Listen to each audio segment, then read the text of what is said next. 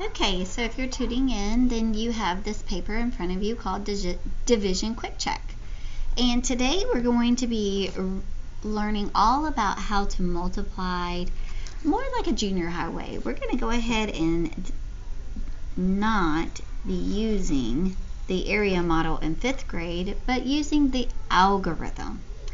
And so one thing I want you to do before we get started is I want to take a few notes. So the first thing that I want you to know is that this number that we start with right here is called your total. And your total is always either dividing your groups or the each.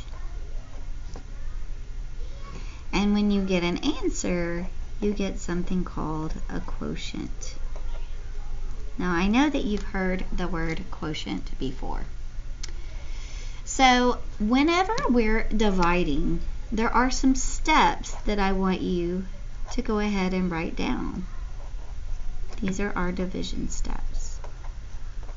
And these steps will become automatic after we do it several times. But for now, they're a good quick reference. So one thing I want you to do every time we divide is I want you to write a top-bottom chart. We're going to get to that in just a minute. What is a top-bottom chart and what that looks like and how it can be helpful. Top-bottom chart.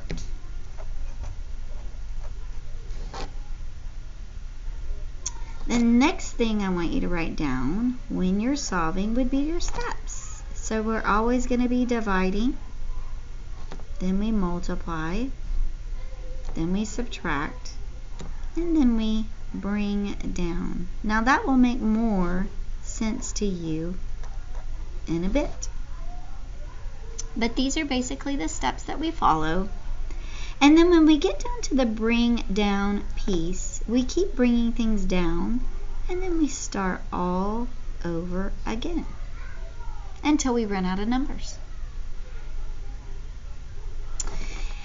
Number 3, we want to always estimate, because if we're good estimators, then that makes it way easier to eliminate answers that are not even good choices for us. And then finally, we're going to solve. So if you need more time to write down these things, go ahead and hit pause at this time and write those down. Otherwise, I'm going to go ahead and get started. So we have the number 1,536 divided by the number 6 equals. So when we divide 5th grade style, we build a little house. And in that house, we always put the total. The total is the number we're starting with. 1,536. And you know, I put this comma here, but it's really not necessary. A lot of times I don't put the comma. I'm going to divide by the number 6. And before I can divide, I want to go ahead and write my top-bottom chart, because oftentimes boys and girls get mixed up when they're having to think about their facts for the number 6. So we're going to go ahead and alleviate that problem right now, and we're going to make a T chart right here. And we're going to call this the T and the B. These are the numbers that go in the top, and these are the numbers that go in the bottom. When we list the numbers on the top, they can only be 1 through 9, because anything larger than 9 is a 2-digit number, and we wouldn't want to put 2 digits at a time. So we're going to write 1, 2, 3, 4, 5, 6, 7, 8, and 9. And because we're dividing by the number 6, we're going to do our count bys for 6. So skip count with me. 6, 12, 18, 24, 30, 36, 42, 48, and 54. And I'm thinking about my steps. So we've already got our steps listed for this problem. And so the next thing that I want to do is make a quick estimate. So I'm going to make my quick estimate over in this little area because I have enough room here. Seems like a good spot. And so this number is in the thousands place. So to make this easier, the very first thing I want to do is round this probably to the nearest 100. So I'm thinking about 1,536. And that's pretty close to 1,500. And so the very next thing that I'm going to do is I'm going to cover up those two zeros. And I'm only going to think about the number 15. And I'm going to go right over here and use my top-bottom chart to help me. I'm going to get a number that is before the number 15, which would be 12. And the number that would be right after 15, which would be 18. And now what I'm going to do is I'm going to add two zeros. Because we're talking about a number in the thousands. Not 12, but 1,200. Not 18, but 1,800. And we're going to divide by the number 6. And here's what I know. 12 divided by 6 is 2. But 1,200 divided by 6 would be 200. Because I have these two zeros I can add to my number. Sorry that's so cramped. If I have 18 divided by 6, I get the number 3. So if I have 1,800 divided by 6, I get 300. And right now, boys and girls, this is our range. I would stop, and if I had answer choices that were below 200, I would cross them out.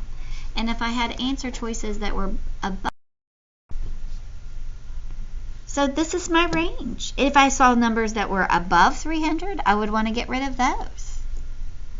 Okay, so now I'm thinking my answer should be between 2 and 300. So what makes 5th grade division much easier than 4th grade division is the fact that we're going to break it down into tiny pieces, and we're going to take one digit at a time. And so I'm thinking to myself, if I had a total of 1, could I circle a group of 6? And the answer is no, I could not. So I'm going to either put a 0 or an X there. Today I'm going to put an X. I'm going to move my hand over and I'm going to think about the number 15. If I had 15 total, could I circle groups of 6? And so I'm going to look and get as close to 15 as I possibly can. And this is the number I would write on top, 2. 2 is going to go right above the 5. And then I multiply. 2 groups of 6 is 12. So my division and my multiplication kind of go together. I divide, then I multiply. The next thing I would want to do would be to subtract. If I had 15 and I take away 12, I only have 3 left over. I go back to my checklist, and the next thing to do would be to bring down the next number. I'm going to bring down the number 3.